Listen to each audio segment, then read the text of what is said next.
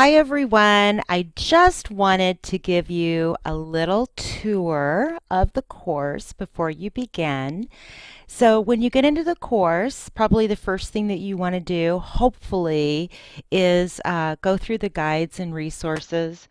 There are a couple of guides that I think that you're going to want to make sure that you bookmark or add a star to, especially the Canvas Quick Reference Guide. This course isn't really about technology.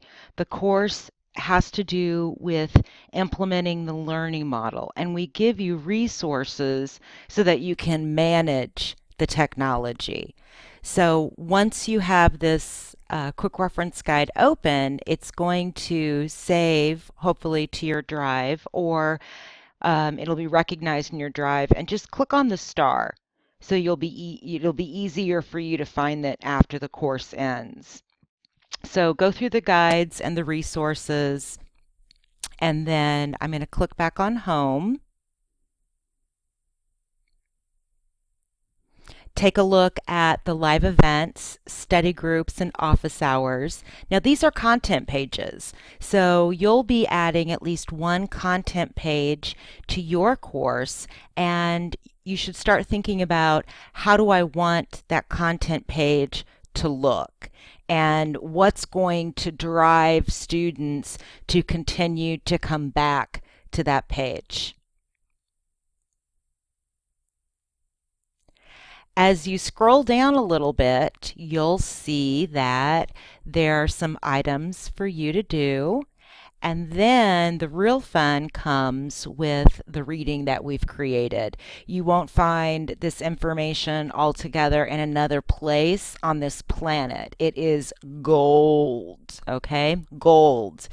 Your first assignment is going to be due on June 11th.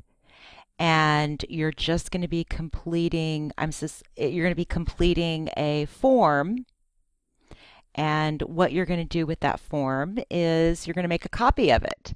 So you'll see that there's the link to the form right there. It'll open in Google Drive. You won't be able to edit it until you make a copy of it. And then go ahead and just take a look at some of the other assignments and let me know if you have any questions or comments.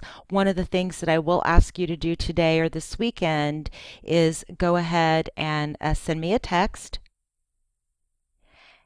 You should notice that everything in this class we're modeling for you.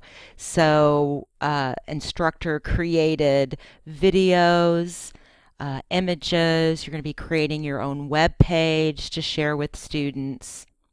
And then finally, where all the magic happens, we use a social networking platform called YellowDig to communicate with each other. These are going to be conversations that are typically held within and outside of the classroom. Now, you will be getting points for the pins that you create. A pin with a picture gets more likes and conversation than a pin without a picture. Also, pins with structured content, so not big paragraphs of content, will often get more activity than pins that have lots of content that students have to kind of wrap their head around. So think Facebook, okay? You're not writing paragraphs and paragraphs of information when you're on Facebook. You're doing things that are very much to the point. And I'm going to show you an example of how this all turns out. So this is another faculty onboarding class, and you can see here's a great example of just line by line pieces of information, and in this case adding a video, which is very easy, and then conversations that occur underneath. And as a faculty member, something that I can do is I can give you a badge, and that means you get more points. And then, of course, the traditional liking of, a post. So this class had a lot of fun, lot of information that was shared, and it goes on and on and on. And you'll see that a lot of people ended up adding videos and images to represent. In this case, we're talking about Generation Z students and how to accommodate them in your classes. And we have some research documents that were added by a participant. So thank you very much, and I'll see you in class.